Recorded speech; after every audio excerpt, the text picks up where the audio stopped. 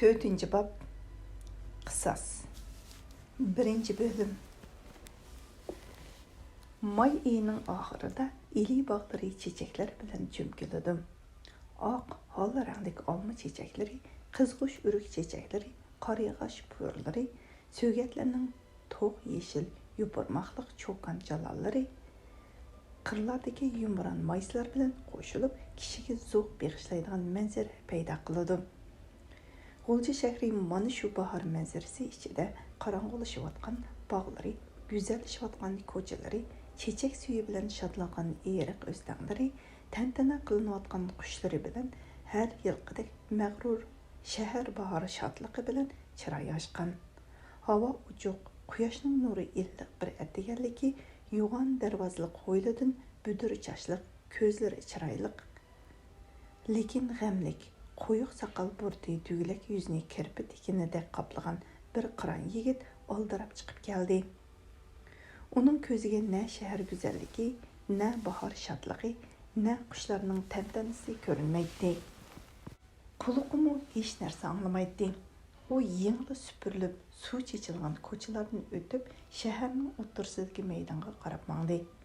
Ko'chalarning do'qmishlari qurolli harbiylar, xalq askarlari bilan to'lgan, taraf-tarafdan radlik tizilgan, har xil jarangliq shuvarlar yozilgan plakatlarni ko'tarishgan odamlar dushmanlarga bo'lgan g'azab nafratlarini ifodalaydigan shuvarlarni yuqori ovozda vaqirishib, daqqa-dumboq jang-junglar bilan maydonga qarab oqmoqda. Yoshlar maydoni deb atiladigan bu qoqas maydonning shimoliy tarafidagi sahnasi har rang bayroqlar bilan cho'mkalgan. Sharq tarafidagi shaharlik soqchi idorasi bilan g'arb tarafidagi qizil bayroq savdo magazinining o'g'isiga pulemyotlar o'rnatilgan. Avtomat tutgan jangchilarmi qatirib qo'ygandek tik turishadi. Bahor bilan moslashmagan bu surlik manzara boyqi budur chash yigitni texmi cho'chitdi. U maydonga kiradigan eg'izda aloqzada bo'lib gangirab xiylig'icha turdi. Osman, mana degan tonish ovoz anglangandan keyinla u kirib ketib borganlarning orasiga sho'ng'ib, heliqi o'zini chaqirgan do'stining yeniga berib, oldidan tizilgan sapni yetti qilib tizilib oldi. Do'sti uning pichirladi. Deshlu aydururum tarafda saqlab turibdi. Shu yoqda otqudak. U Osmanning qo'lini asta siqib qo'ydi. Osman uningga qaradi. Uning ko'zlari yoshliq edi. Arif adash, deb pichirladi Osman titrangi ovoz bilan. Men pushaymon qilyapman. Nemishqa turmadan qochdim. Ular bilan birga etilgan bo'lsam bo'lmaydimi? Menga bu jonning lozimi nima? Angladik, o'ngishli qochibsan, lekin helimi xatar ichidasan. Tez qoch, seni amdi tutib olsa aytib etadi. A'lodan xabaring bormi? Shu bo'lsa-mu amon qolsa bo'ladi-ku. Tas, amon qolmoqi tasjimi? Angsam a'loni ko'rgan yeringlarda aytib etinglar deb izdiguvchilarga buyruq berilgan o'xshaydi. Ular belgilangan o'rinda daq yerda o'tirishdi. Taraf-tarafga qartilgan yuqori ovozli kanaylardan mavjushi so'zlardan uzundaning dushmanga qarshi kurash to'g'risidagi qismlari naqsh qilinib ko'tarangu jo'shqin ovozda aytilmoqda. Harbiycha kiyingan, to'xtagan bir kishi plakat ostidagi o'rindiqda o'ltirib olib, maydon tartibiga riyosatchilik qilmoqda. Maydon odamga to'ldi. Butun maydondagilarning ko'zi sahnada. Yolg'iz Osmonla yerdan beshni ko'tarmasdan g'allab titrab, ko'z yeshini heliga surtib azoblanmoqda. Uning bu dag'dug'liq yig'in bir jazo maydoni. Vijdoni uni ayblamoqda, azoblamoqda. Uning iqrosi mushu bir necha ming kishini aldamoqda. O'zi toza yaxshi ko'radigan yaqinlarini begunoh hayotidan mahrum qilmoqda. U nimishqi heliqi oxirgi qitim esilganda o'lib ketishdan qo'rqdi, ha? Uning quloqiga so'roqchining ovozi anglangandek bo'ldi. Hoshir Nadirov Aksil inqilobiy guruhining orqa teragi kim? Osman hozirla uzilib ketadigandak so'zilib og'irtayotgan ikki boshmaltaq barmoqining azobiga chidamadi. Bilmayman, dedi u tilini tishlab turib azob bilan. Urunglar.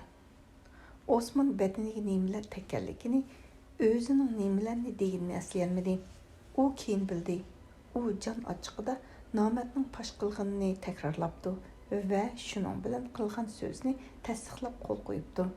Mana shu bir ig'iz so'zning do'stlarining beshiga chiqishini u nədən bilsin? U ədisi hamma iqrorni rad qildi, lekin texmi qattiq jazolandı. Onu esishga chiqdi. U ustalik bilan qochdi. Mana hozirmi u qochqin. U texi uyga kirmadi. Do'stlarini dafn qilib bo'lib, u bu yerdan yiroqqa, o'zi bilmaydigan yerlarga yana qochadi. Arif uni o'qidi. Osman sahna tarafga qaradi. Sahnaning oldidagi bo'shliqqa qator mashinalar paydo bo'lgan. Mashinalarning ustida o'ziga tonish chiroylar, pokiz tushirilgan boshlar ko'rindi. Ularning maydalariga oq qog'ozga yozilgan ismlar bilan sifatlari chaplangan. Ana Nadirovning maydasidagi etish belgisi urilgan qog'ozga Aksil inqilobiy guruhning g'ol unsuri Nadirov deb yozilgan. Nadirovning qo'llari kayniga bog'langan. Ikki askar qo'lni qayirib, gajgisidan besib turibdi. Ana biri uni tapdi. Osman Nadirovdan ko'zni qochirib Hoshirni izladi. Uning beshi qiyib, ko'ngli aynib, ko'zlari qorong'ulashdi. U nimishqidir Hoshirni ko'rolmadi. Chetrak bir yerda yiroqqa qarab qo'llari bog'langan qurmash turadi. U Savutovni izladi. Savutov mukchaygan, ikki askar uni yo'lab turadi. Osman bu qobiliyatli, bilimli o'qituvchisining yurak kesili qo'zg'alganligini bildi. Oblastlik inqilobiy komitet qo'g'dash korpusining mas'uli yashangan harbiy hukmni e'lon qildi. Shu chog'da Osman o'rnidan chachrab turib, bularga o'g'il bo'ldi. Bularda gunoh yo'q deb vaqirmoqchi bo'ldi. Lekin u vujudiy ovoz chiqarishdan mahrum qolgandek, go'yo havo o'rniga qumchang yutib olgandek demi siqilib azoblanmoqda edi. Arif bir chog'da uning belikidan ching tutib, ko'pchilik bilan birga o'rnidan turg'izdi. Elib mangdi, "Hey Esid, otqil elib mangdi", dedi Arif Osmonning quloqiga pichirlab. "Bu jahon nima bo'lyotidi?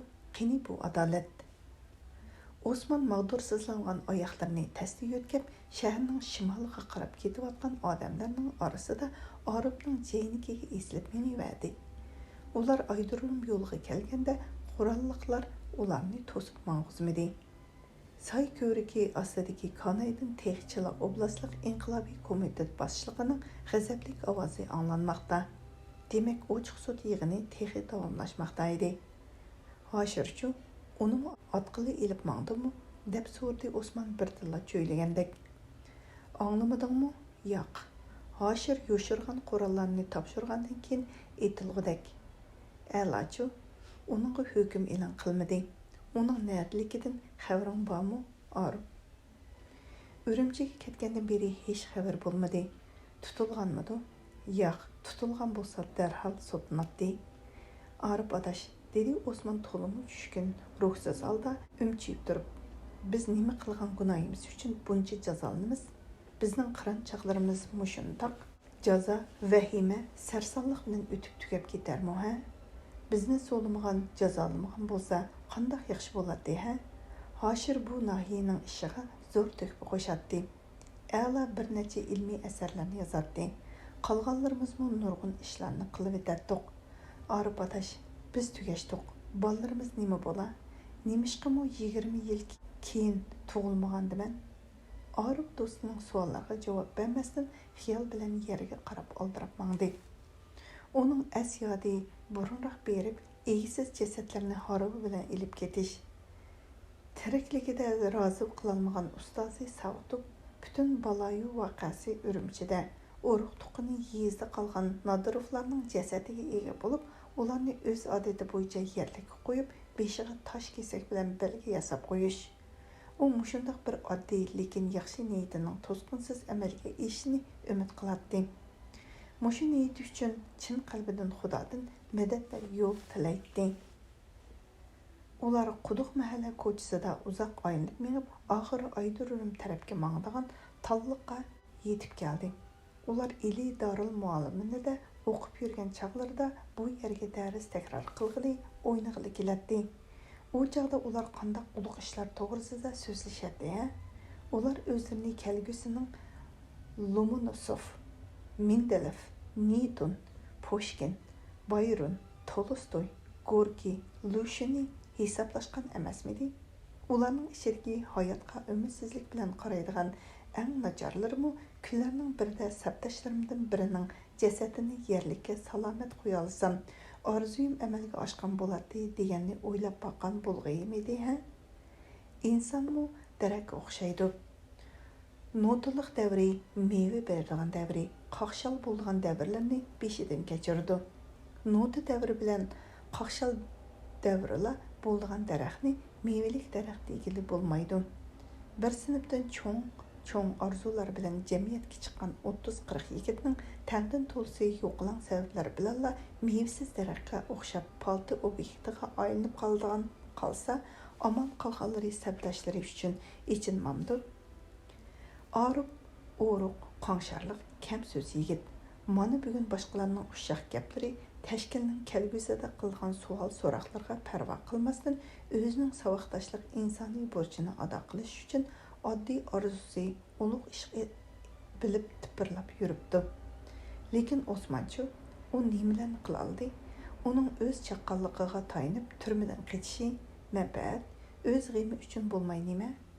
Raziya nima uchun chiqib ketishga ruxsat berilsa-mu, Hoshimni deb turmadan chiqmay turib oldi. Güzelay nimishqa o'ziga nasib bo'lgan rohat farog'atni A'lo uchun jabr zulm tortishga almashtirib oldi. A'lo nima uchun tonimaydigan bir yigitning jasadini quchoqlab ko'tarib bir kecha sirti yurdi. Arifning u yigitning ota-onasini tepib, o'z uyida rasmiy hozi ichib, yigitni odamiy yo'l bilan yerlikka qo'yganligini nima deb tushunsa bo'ladi? Osman talliqqa kirgandan keyin o'z vaqtida dars tayyorlaydigan qiyri talning ostida o'ltirib olib, yuqorqilarni o'yladi. O'ylagan sari uning o'ziga bo'lgan nafrati kuchaydi. Nafrati kuchaygan sari uningga hayot ma'nisiz, dunyo qorong'u, yashash uyatliq bilinishga boshladi. U birdilla o'lishni orzu qilib qoldi. O'ng'ay va tezroq o'lib olishning yo'llarini izlashga boshlaganda uning xiyoli ili daryosi, beg'idagi qiyri ujumining shexiga silingan sirtmoq, ittik ustira, egiz zavod turg'uni, DDV, doğrusi qatarliq vahimlik narsalarga yo'tkaldi. Bayotun yo'lni ko'rgili ketgan Arif qaytib kelib, beshi chatirqiga sangilib qolgan Osmanni mursidan irg'itdi. Yur, bizning harvonni topdim. Odamlarmi jasadlarni ko'rib qaytyotidi. Jasadlarni akitishga ruxsat qilindi dedi.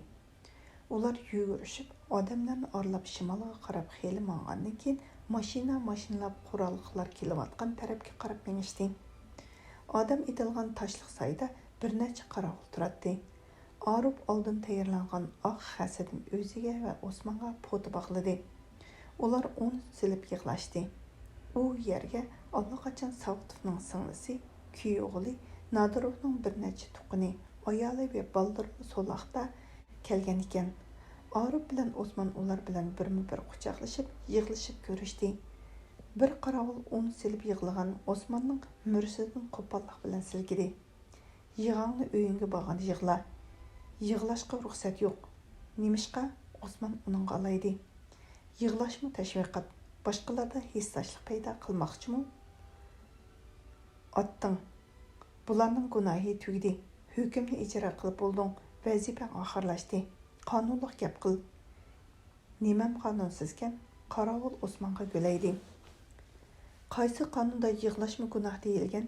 Kimga yig'layman, kimni tilayman? Bu mening erkinligim. Sen bunchalik erkinlikmi chek qo'ymoqchimi? Qarovul duduqladi. Yana bir qarovul qattiq tashliq daftarni Osmonga tangladi. Me'yorga qo'l qo'y. Osmon titrab turgan qo'llar bilan daftarni ilib Arifga uzatdi. Arif daftarlarga qo'l qo'ydi. Jasadlarning put-qo'llaridan ko'zi kishan, og'zidan til qayrug'i sim ilindi. Savutov bilan Nadirov o'ngda yotadi. Savutovning og'zidan qon eqib turadi. Lavlari bir nima demoqchi bo'lgandek yerim ochiq, ko'zlari yerim yumilgan, xuddi chigish bir ishni o'ylayotgandek ko'rinadi. Nadirov bo'lsa tilini chiqarib ko'zlari ochiq holda yotadi. U xuddi birini mazoq qilib kulayotganda ko'rinadi.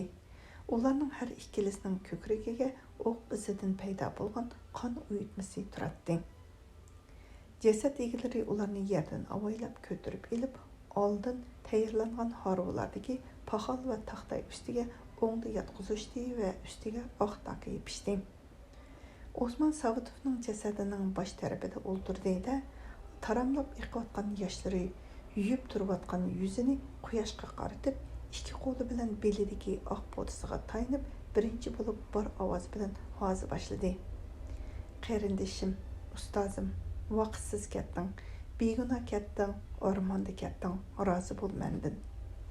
Uningga akishib taraf-tarafdan cho'qqan suran bilan ovoz boshlandi. Urush bog'lash, dassash, xo'rlash bilan shahardan oxirgi qitim chiqib ketgan xalq o'g'lonlarining jasadi dag'dug'uliq yig'izar, hurmat, rasmiyat bilan oxirgi qitim o'z shahriga qaytib kirdi. El hurmatining bu tantanasi shu kunila butun G'ulji shahriga taraldi. Әдісі cuma günü G'ulji shahridagi eng shuhratli masjid bo'lgan Baytulloh masjidining hovlisiga yippak gilamlar yopiq qilingan ikki tavut keltirildi. Tavutni yoshlar qo'ldan qo'lga elishib, talishib turib ko'tarishdi. Yurtning eng mutvar qiyirlari oq sallarni o'rab, bu meyitlarning namozini tushirguvchilarning birinchi sepida turishdi. Sapras bo'lishgan yosh qirlar, necha mingga beliga oq boti bog'laganlar yuz necha yetdi. Namozdan keyin meyit uzdib mangan odamlar bilan mashinalar madaniyat inqilobidagi har qanday bir namoyishdan oz bo'lmadi. Shahar ichidan cho'ng ko'cha bilan Qoradong tarafga mangan bu odamlar tavutlarni toki Qoradongning sirtidagi edirliqcha mo'rilarda ko'tarishib berishdi. Tavutga qo'li yetmaganlar uzun org'amchilarni tavut putlariga bog'lab, org'amchini tutib minishdi. Tantanlik uzatishdan hayajonlanganlar o'lim emas, to'yi, rahmatliklarning to'yi bo'ldi deyishdi. Xalqni hech qachon namoyishqami bunchalik qo'zg'ay olmagan edi. Odamning yaxshisi deganning o'zi o'lsimi obro'y, inovati o'lmaydigan deyishdi. Lekin bu ishni ko'rib, aloqsada bo'lib, hokimiyat organlariga vahimalik xabar yetkazuvchilarmi bo'ldi. Bularning birinchisi raqib edi. U garchi Tezli noyidan oblastlik inqilobiy komitetga yo'tkilib kelib, muhim o'ringa xizmatga o'rlashgan talalik odam bo'lsa-mu, nemishqidir u hozir to'limi judangu, g'amgin va aloqsada edi. U omaddan paydo bo'lgan ansizchilik va vahimaning oromsiz zarbasidan bo'lsa kerak, yuzlari tayoq yegandek ko'kaygan, ovozi g'irong-g'irong, qo'llari piyanchukning qo'lidek titrab turadi. U harbiy rayon darvozasiga oldirab kirib, siyosiy boshqarmaga qarab ketayotganda uningga Lavjov uchrab qoldi. U Lavjov bilan koni tonish, hozir xizmatdosh, bir saptiki odam bo'lg'ashqa o'zi topgan eng yangi xabarni Lavjovga aytmoqchi bo'ldi. Lavjov, ko'rdingizmi? Nimani? Ikki aksil inqilobchini qandoq ko'mishkinni deyman. Butun shahar musulmonlari ko'chaga oq bog'lab chiqqan. Do'qmush-do'qmushlarga Marsiya deb temi qo'yilgan aksiyatchi she'rlar chaplangan. Hatto bu aksil inqilobchilarni xalqqa maqtab tunishtiradigan tashviqot varaqlarmi tarqatilgan. Bu ahvol bizning dushmanga qarshi kurashga, xalqni yaxshi qo'zg'amaganligimizni, aksil inqilobchilarning hayvisining tushmaganligini, yoshirin harakatning to'xtamay kelayotganligini bildirdi. Lavjov jim bo'lib qoldi. U Lavlidan A'la to'g'risida atalmish guruhning gumonliq ekanligi, bu haqda hukm muzokara qilish guruhidagi mas'ullarning qattiq talashganligi, bo'libmi ma'lum rahbarning Hoshimning xatini ko'rib, harakatda xatolik bo'layotganligini aytganligi, shu sababdan Hoshim to'g'risidagi jiddiy buyruqning oldingi kuni kechasi kelganligi, shunga Hoshimning aytilmaganligi, Nadirov bilan Savitovning bo'lsa, yana bir boshliqning o'z oldiga qo'l qo'yishi, yo'l yo'riqi bilan etilib ketganligi to'g'risida xat topshirib olgan. U bugun atdigan o'z fikrini oblastlik inqilobiy komitetining birinchi mudiri bo'lgan komissarga aytgan edi. Lavjov Lavlining maxsus odamdan avatgan xatini o'qigandan keyin kechacha azobdan uxlay olmagan. Sautovning bilimi, Nadirovning to'kpa obro'yi to'g'risida əladan anlığanları. Bu bilim və talant egalariga Herisman ziyoyilini necha vaqtdan beri o'ylantirgan bo'lsa, tunigidan boshlab qattiq azoblagan. U üzüldürmey tamaki chekib bütün kuchini xiyol va ko'z yoshi bilan o'tkazgan edi. Shunga uningga raqibning muni yangi xabari og'riyotgan tishiga tekkan toshdek bilindi. Yanichu dedi u g'azab bilan raqibga olib qarab. Raqib uning g'azabini o'z mantiqisi bo'yicha tushundida, yanami dedi u texmi kuchuklanib turib. Bu yana biror ming odamni tutmasak, aksal inqilobchilarning nuqlisini olg'ili bo'lmaydiganligini tushuntirdi. Bütün kadrlar bilan ziyonlarni qirvatsak, yolg'iz sizni elib qolsaqchi, dedi Lavjov g'allab titrab. Nemishqa o'z odamlaringizga shuncha o'zsiz? Sizdek o'z xalqini tushunmaydigan, tushunishni xohlamaydigan, so'ymaydigan odamdan hech qanday odamga, qisqasi hech qanday tirik jonga yaxshilik kelmaydi. Bilib qo'ying, men ko'chadagi hozirdarlar bilan birga yig'lashga tayyor. Nega material bersangiz bering, menmu sizdeklar bilan elishishga tayyorlanib qo'ydim. Raqib turgan yerdan mixlab qo'yganda qetib qoldi. Uning qo'llari havoda pulanglaydi-yu, putlari qimirlamadi. Og'zi midirladi-yu, ovozi chiqmadi. Xeylidan keyin u hushiga keldi. Muni yangi bosh ko'tarib chiqqan xatarlik qovul dushmanini yo'qotishning yo'llari ustida uzoq o'ylandi-da, oxir o'zi yaxshi tushungan yangi muavin komissarning ishxonasiga qarab bangdi. Osman tuproq beshidan qaytib kelib, o'z uyining xilvat mehmonxonasida Zulxumarning bo'yniga eslib qattiq yig'ladi. Zulxumar uning emasligini, saq vaqtda hech qachon ko'z ishi qilmaydiganligini biladi. U Osmanning budur sochlarini silab, xuddi o'g'lini erkalatgandek boshlarini maydasiga besib bezladi. Lekin Osman esa deb zotla yig'idan to'xtamadi. Bo'ldi qiling, Osman. Sizning nimishqa yig'layotganligingizni bilaman. Yig'i bilan o'lganni tirildirgili bo'ladimi? Bo'ldi qiling, sabr qiling, dedi u hech nima tushunolmay hayronlikda. Osman yig'lab turib ayolning belidan quchoqladi va beshini Zulxumarning ko'ksiga qo'yib so'zlashga boshladi. Siz bilamsiz, mening nimaga yig'layotganimni bilamsiz. Siz uchun, bolalarim uchun, qiyri dadam bilan opam, akam hadam, sing'illarim uchun men yig'layday. Sizlar menga ko'z ish qilmanglar. Ko'z ishi arzimas narsa. Menga o'xshash keraksiz odamlarla ko'z ishi qilsa bo'ladi. Zulxumar rozi bo'ling. Sarang bo'ldingizmi? Dedi Zulxumar uning beshini silkib. Nima deb jo'ylayapsiz? Jo'ylamadim. Rost so'zim Zulxumar. Qandoq rost gapkan bu? Qandoq degan qamlashmagan gap bu? Zulxumar andisha va vahima bilan Osmonning qo'llarini itadi. Doim xushxo'y, naqshi g'ingshib yuradigan yigitning turmadan shuncha azob bilan qochib chiqqanligi, birdilla odam cho'chitadigan so'zlarni qilib savdoyi mijoz bo'lib o'zgarganligi yosh ayolning yuragini azmakda edi. U Osmonning qo'llaridan bo'shandi-da, ko'rsatkich qo'lni begaz qilib turib Osmonga vaqirdi. Dadamni boshlab kelaman, medirlamay yetib. To'xtab turing, men sizni alujuqi so'zlaganligingizga to'yg'izmasam. Zulxumar chiqib ketgandan keyin Osmon tishlarini g'uchirlatib yig'idan to'xtadi. U yanchiqdan ballar bilan ayolning cho'ngaytilgan rasmini ilib so'ydi. U shuningdan keyin yeniga esib olgan g'ilobdan xanjarini oldida barmoqlar bilan tig'ini tekshirib baxdi. Ondan keyin ustaldagi xotira daftardan bir varaq qog'oz yirtib olib, oldirab bir nimalarni yozdi-da, xatni ustalga istakan ostiga qo'yib oldirab o'ylagan, ondan keyin boqib chiqdi. U daryo tarafga qarab qorong'u tun ichiga sho'ng'idi. U kechichi mangdi, loy to'pg'a milandi, atsi itizlarda, eriqlarda yotdi. Kashqurun bo'lganda sharqqa, nohiya markaziga qarab mangdi. O'ltirayotgan quyosh uning o'ngib ketgan chopinning g'o'lini yo'rtib turardi. Uning qattiq o'tigi toshliq yo'lda xuddi bir xil urilgan so'xma toshdek ovoz chiqarib turardi. Quyosh nurida uning chopini ostidagi misdan naqsh berilgan g'ilobi yolt-yo'l qilib, orlab ko'rinib qolardi. U qorong'u tushganda Rozumat yuzining chechaklar bilan to'lgan beg'idan chiqdi-da, soyni kesib o'tib, kun chiqish tarafga qo'ruq tamliq boqqa qarab mangdi. Atrofda hech kim yo'q.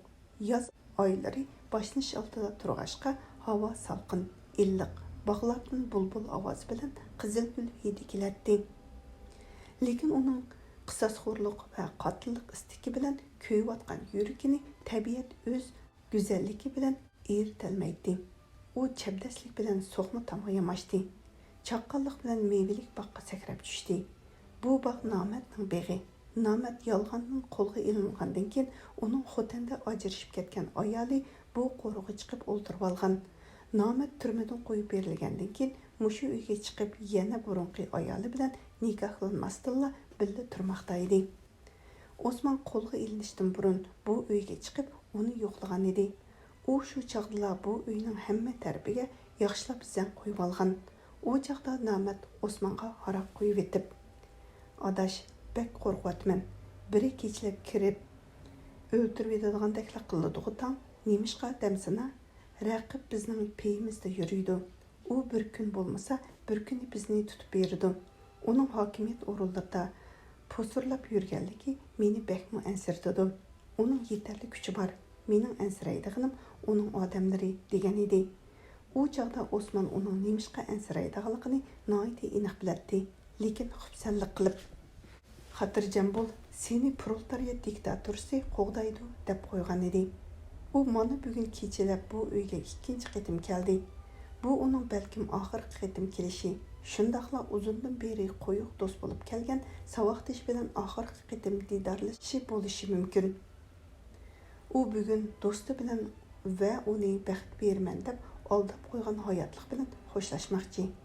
U bugun vahshiylik bilan ko'ngil kirini yumoqchi. U bugun qon to'kish bilan o'z vijdonini azobdan qutuldirmoqchi.